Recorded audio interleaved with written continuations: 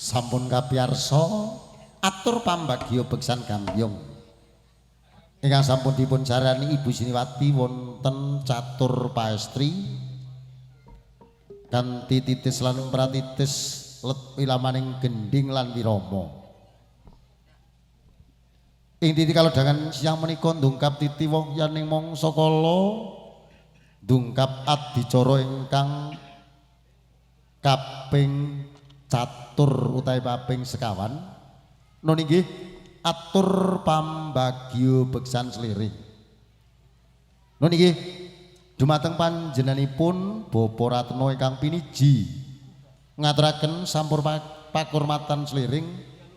keparang dipun aturi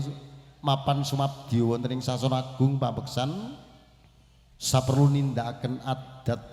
Widiwidana ingkang sampun sinengker wonten ing Desa Ngguwa. Nun inggih beksan sliring badhe kadherekaken Siniwati kekalih cacahipun nun inggih Diajeng Putri kalian Diajeng Aura. Kanthi kairing ungelipun gending 10 polos jigeg rampung. Nun inggih ing wedal siang menika kula badhe ngobong dupa sing gedhene sekepel kanthi sadhekep saluku juga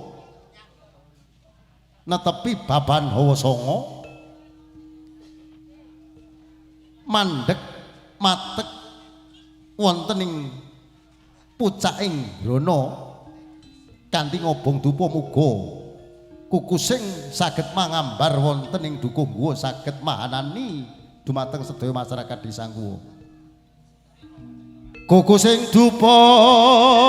kanggo melun kelun ning sanget sangeki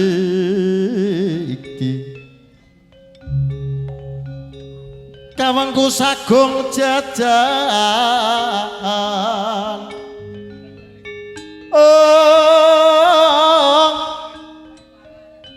ning sanget sangeki iki sang Resikaneka putra sang Resikaneka putra kang hanjok saking yati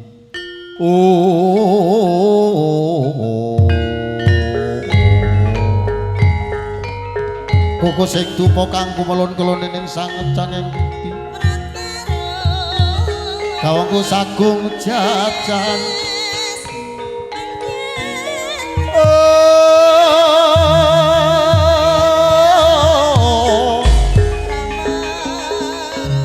tancut gemregut manggih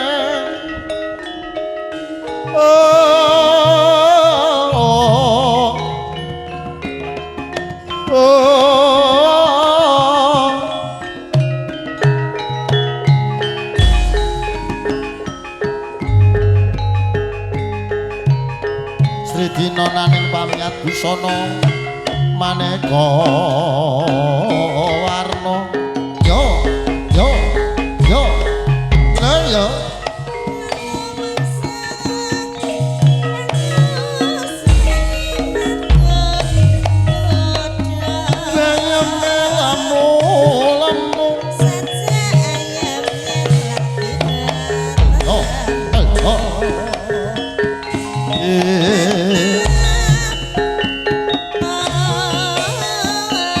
sayo sing rukun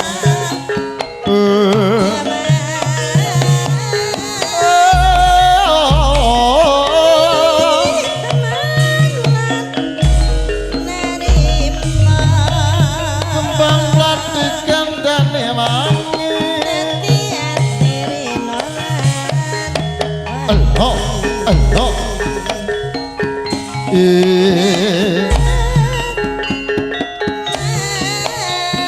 sayo sing rukun Allah Allah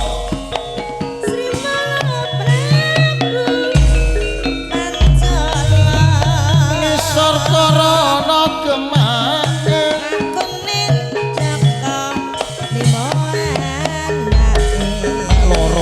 mek loro lara Jangono ngono jangono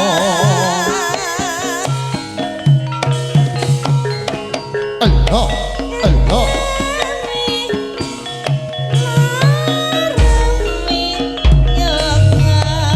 Isor karo ana kemake Angkone Jaka Lima Aku ora wis kondo mek loro Putune telu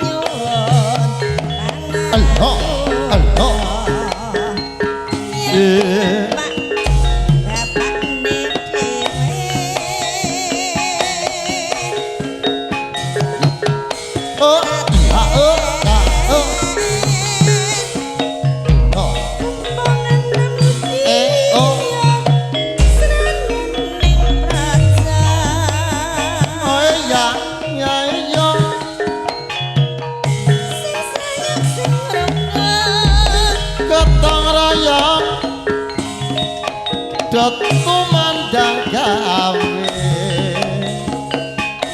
ambangun jiwa embangun negara ngedil makmur saknusantara lanang wadon uga tuwa muda tan cocok kumregut nyangka kewajiban kanggo anggayo